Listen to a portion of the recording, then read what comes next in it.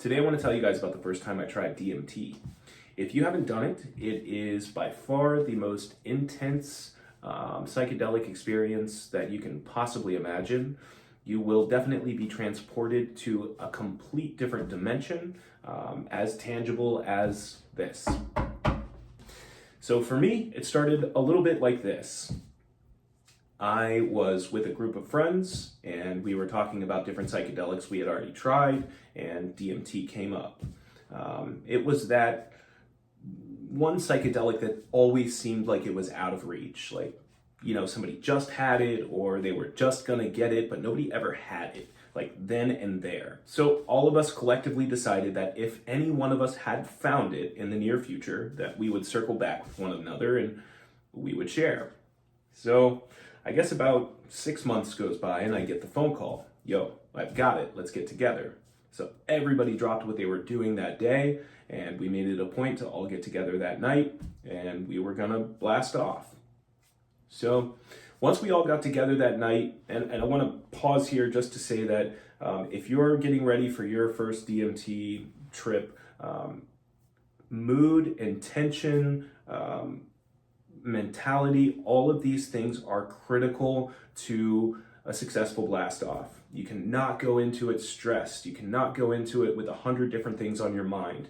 You need to meditate, you need to be calm, and you need to be prepared before you jump into something like this because it can completely taint your experience.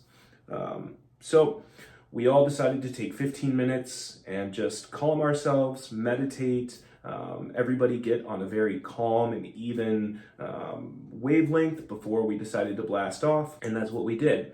And then we all collectively decided that we would do it one at a time. So we did not do it all together. We each would have our own blast off, and the other guys would be meditating around the other person as they blasted off.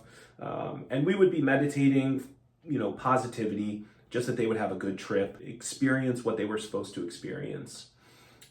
So went around the circle, and we also decided that nobody would talk about our personal experiences until everybody was done. So we went around the circle, and it was finally my turn. By this point, I'd known that the way that you're supposed to do it was you take some, you put it on top, and you can do it many ways, but the way that we were doing it, you take some, you put it on top of a bowl of weed, and then you torch it, pull it back inhale in your lungs as much as you possibly can, hold it for as long as you can, release, repeat, release, repeat, until you're gone. So for me, that was 3 times. And on the 3rd time, I remember closing my eyes and leaning back, and I don't even remember my head like hitting the pillow. I just remember closing my eyes and like a beam of light just taking off, just shooting off into the atmosphere. I remember feeling like I was a star in the night sky, like it was a black speckled sky, and I was just one of the many stars in the night sky. But then as I continued to travel through the universe, almost like a beam of light through the universe, I could see myself going somewhere. And once I finally landed, I opened up my eyes and I was in a completely different dimension. I was in this ancient Egyptian-esque, and I say ancient Egyptian-esque world because it was not ancient Egypt. But it was like a world that ancient Egypt had modeled itself after. There were these massive monolithic golden bricks that were stacked on top of each other to form a wall, as well as a pathway forward. If I can kind of like paint this visualization, there was these giant golden bricks that were stacked that formed a wall to my left. And under my feet and moving forward was a path of these same golden bricks. Inscribed in every single brick were these like hieroglyphics. I don't know what they were. They didn't look Egyptian. They looked like no language I'd ever seen, but they were definitely hieroglyphics. And they were everywhere, on the ground, on the walls. I mean, they were everywhere.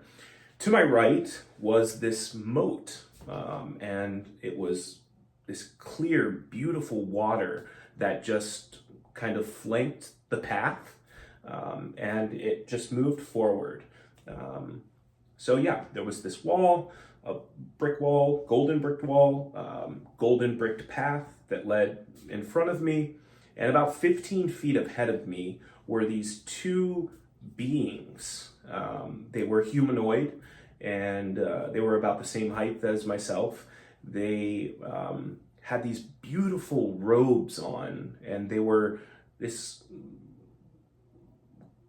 I don't want to say cotton, because it was like more shimmery, but it was like a cotton nylon, and it wasn't nylon. I mean, it was very, very high quality, gorgeous material. But I'm just like, yeah, I'm trying to come up with some kind of example that you can visualize. It was a very high quality robe, and it had this shawl that wrapped around the neck and then came down, and it was a cloak over their heads. So I couldn't see their faces, but I could see their eyes were glowing this white light out from behind these robes, these cloaks. And they were talking to each other. So they were facing one another. One of them had his back to me, the other one was facing me, and they were about 20 feet in front of me. So the one that was facing me, they were having a conversation when I arrived, and I just kind of like, was trying to get my bearings, trying to look around, and I noticed them, they noticed me, and we noticed each other. And the one that was facing me, and they were about 20 feet away from me, the one that was facing me kind of tilted his head over the shoulder of the other, and he gave me like one of these, like, kind of like signaling, like, hey, you want to go this way, come this way, you want to go there. That's what you're looking for, is right over here.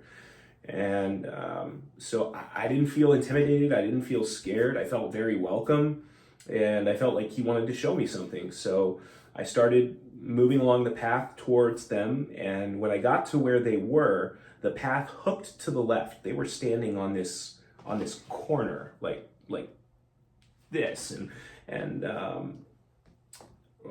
when you hooked left, the moat actually followed to the left as well. And so when I went around the corner, I could continue going straight, and the wall was still there. I could continue going straight.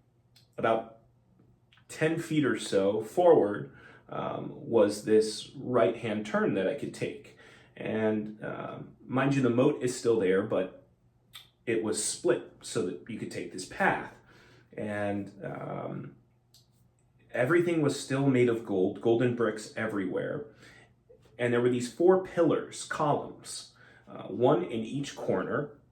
And then there were these lentils that bordered and made a square. So it was like a complex, like a squared complex with this moat that went all the way around it and a path that led to it.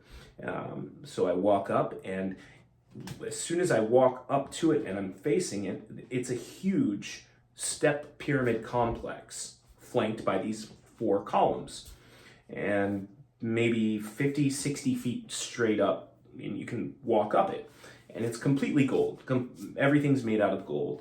So I start walking up these steps, and I make my way, and I'm just taking everything in, and it's absolutely gorgeous. And it's as real as this dimension. I mean, it's solid. I'm there. I'm physically here.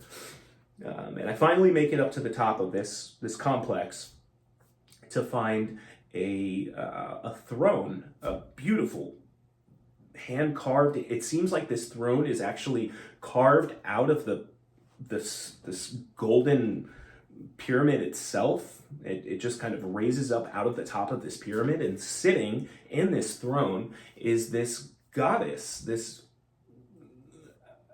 The feeling that I got from her was like an all-knowing, intelligent, loving, kind, nurturing, motherly being that wanted to share information, not only with me, but like that was her purpose. She was there to share knowledge. And I had so many questions going into my experience that I wanted to ask. And the main one was like, why am I here? Like, what is my purpose on this earth?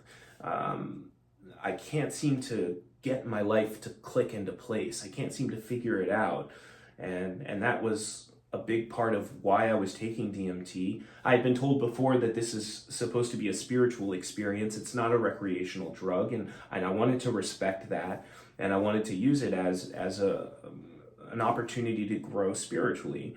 And so before I could even ask this being questions, it was like she wanted to answer me. And I want to say the way that she was dressed was very similar to the other beings, in that she had this gorgeous robe on, and I was close enough to her that I could see that it was actually woven out of individual strands of gold. Like, it was woven together throughout. I mean, it was these tiny little threads of gold, the entire garment.